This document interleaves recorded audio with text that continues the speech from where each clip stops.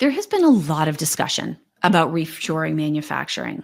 Now, certainly a lot of this has to do with the tariffs that have taken effect, but we were talking about it before that as well. Especially when it comes to China, a lot of companies started diversifying their supply chains in the aftermath of COVID-19. They put in place strategies like China Plus One, or went big and bold and made the decision to move sourcing and production elsewhere outright. Now, that's great. Domestic manufacturing creates good jobs and it makes us more independent and secure as a country. But in many cases, simply reshoring final stage production may not be enough. We may have to bring entire supply chains back home. In March, Corning, Suniva, and Heliene announced a partnership that would allow them to build a US-based supply chain for solar panels, right from polysilicon to wafers to cells to panels. Those panels, we're told, will have a 66% domestic made content, the highest available to date. The global solar industry is currently worth $100 billion, so it's a massive opportunity for companies who get it right. But that opportunity is so big because the challenge is so large. And the path to the present moment is littered with companies who have failed operationally or found themselves tangled up in scandals and controversies. And so in this week's episode of Art of Supply, we're going to look at the challenges somewhat unique to the solar supply chain that created an incentive to form this partnership. We'll look at why it is so essential that more than just assembly take place in the United States, and we'll consider the role of government incentives in making all of this possible. Now, to really understand the solar supply chain, we have to go back a couple of decades, when the United States dominated the industry in terms of innovation and production, because everything was about to change as China entered the market. According to a 2016 article from Scientific American, quote, between 2008 and 2013, China's fledgling solar electric panel industry dropped world prices by 80%, a stunning achievement in a fiercely competitive high-tech market. All right, tell me if you've heard a story like this before. The United States has an innovation. China enters the market, and all of a sudden they're competing on price. When China and the United States are competing on price, the United States is losing. Now, China saw this opportunity to seize the moment and control the market, and their government invested heavily to help that industry stand up a lot of production capacity very quickly. Between 2010 and 2020, China's share of global polysilicon production increased from 26% to 82%. At the same time, the US's share of polysilicon decreased from 35% to just 5%. Now, this all didn't go without notice. In 2012 and 2015, the Obama administration imposed double and triple-digit anti-dumping and countervailing duty tariffs on China. But it wasn't enough to slow their momentum, and it was making things expensive back at home. Well-intentioned though those tariffs were, solar modules in the United States suddenly cost approximately 80% more than in Europe. Now, all of this might have been too much of a good thing for China, too, even though they had succeeded in seizing a dominant role in global solar production. All of a sudden, their production of inexpensive solar panels by far exceeded demand. Chinese companies were making twice as many panels as people wanted to buy. So the price started to plummet as manufacturers competed to unload what they had made to a market that really didn't want it. So China stopped in this moment, and they looked at the supply chain itself, and they noticed a downstream opportunity. They started paying for the electricity generated by rooftop solar. And with that new incentive added to the equation, demand soared to the point where it once again approached production. Now, China may have saved themselves with this pivot, but they effectively doomed US-based solar panel manufacturers. Companies like SunEdison, based in Maryland, they went bankrupt just to restructure and come back smaller and private. And SunPower, based in California, they spun off their manufacturing arm in 2020 and declared bankruptcy last summer. Now, believe it or not, there may be a silver lining in this. Thanks to China's willingness to invest in the output of installed panels, there was at least a boom in domestic jobs. On the one hand, manufacturing jobs were lost, but at the same time, 250,000 installation and maintenance jobs were created. These were jobs that were literally immune to being outsourced because the work had to be done here. Now, part of what makes the solar supply chain so unique is less its general connection to China and more the specific connection to the Xinjiang Autonomous Region, home to the Uyghurs, a Muslim ethnically Turkish minority that most of the world is very concerned about being subject to forced labor. 35% of the world's polysilicon, a key raw material in making solar panels, comes from China. And 55% of that comes from Xinjiang. Now, since June of 2022, all products and materials sourced from, made in, or associated with companies located in Xinjiang have been subject to increased scrutiny thanks to the UFLPA, the Uyghur Forced Labor Prevention Act.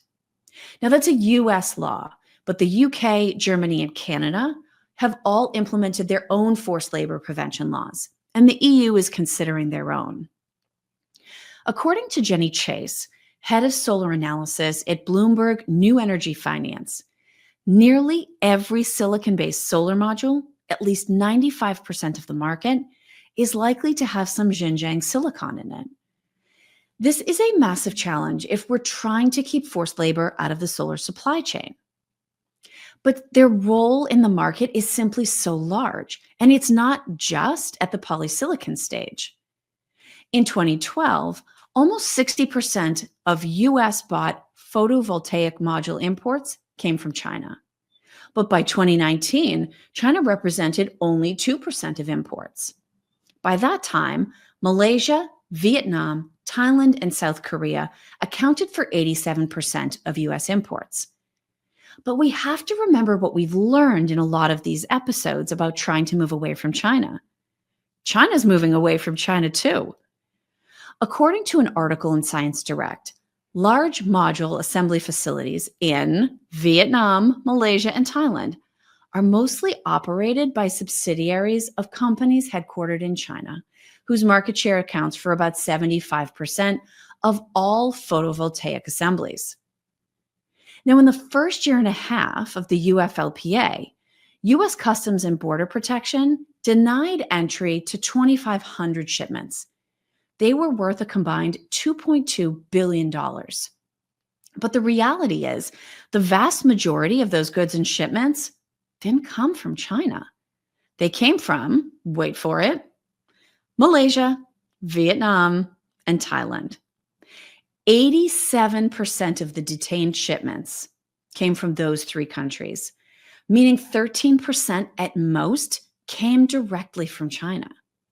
So the reality is, even though we've changed where we're importing from, we're still likely doing business with Chinese companies and Chinese supply chains, which means we can't rule out the possibility of forced labor being involved. U.S. Customs and Border Protection seized over 1,000 shipments of solar energy equipment alone in the first 4 months that the Uyghur Forced Labor Prevention Act went into effect. And those shipments were worth about a third of the U.S. panel supplies. So this was creating a real shortage. Now, in addition to the concern about forced labor, we also have to look at how it is that China makes these panels so cost effectively. The reality is they're often using coal-fired plants, especially for the most energy-intensive parts of the manufacturing process. Using coal-fired plants, in turn, increases the carbon footprint of the resulting solar panels, which kind of defeats the whole purpose of trying to go renewable. The reality is there just isn't enough non-Chinese polysilicon to meet current demand, meaning some producers are still having to source their materials from China. Now, on the top 10 list for polysilicon production, there is a US-based company, and it's actually involved in this partnership because it's owned in a controlling stake by Corning. Hemlock Semiconductor is number 9 out of 10 in terms of global polysilicon production, and it's both headquartered in and produces in the United States. The challenge from a volume standpoint is that it's only 1/10 the size of the largest producer based on that list, which is based in China.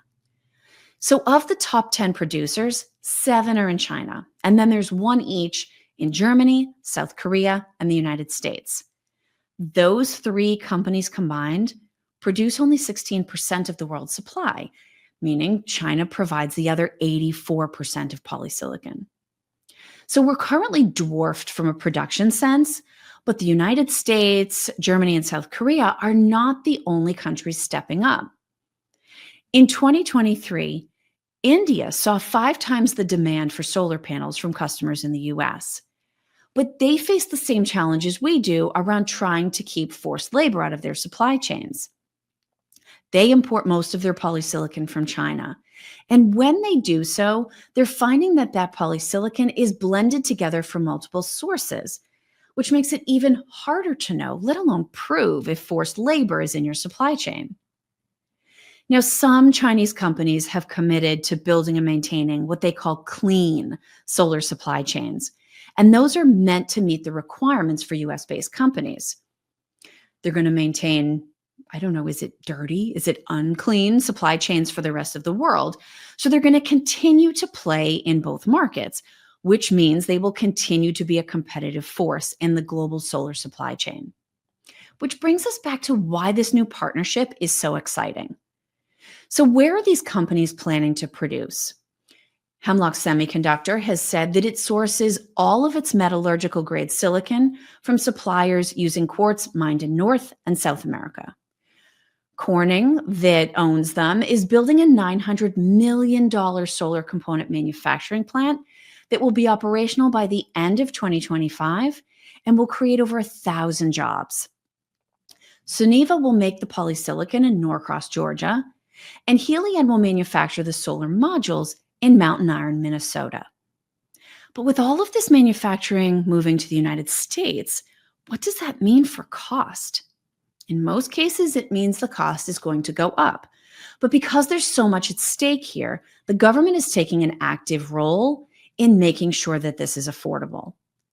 There are a range of government incentives at all levels, between investment in infrastructure to consumer tax breaks, helping companies and consumers make these products and making sure that they're affordable when they're put up against even clean solar panels made in China. And this is where I think it's worth pausing to consider the role of government in making this reshoring effort possible. The board of the Michigan State Strategic Fund approved nearly $110 million in state incentives to support the project. That includes workforce development grants, manufacturing property incentives, and public infrastructure. There are also federal grants, some of which comes from the Inflation Reduction Act, for instance. And there are tax incentives associated with getting consumers to put these panels on their homes. Of course, everything comes full circle, and we have to remember that this is where China's first round of troubles started. You almost have to incentivize to make these supply chains possible, especially when there's a lot of global competition. But the United States should learn from their mistake and ensure we don't incentivize more than we need. We must continue to look at demand and production as more companies and partnerships decide to seize this opportunity to make solar materials, panels, and energy right here at home, just to make sure we end up with enough to be independent, but not more than we need.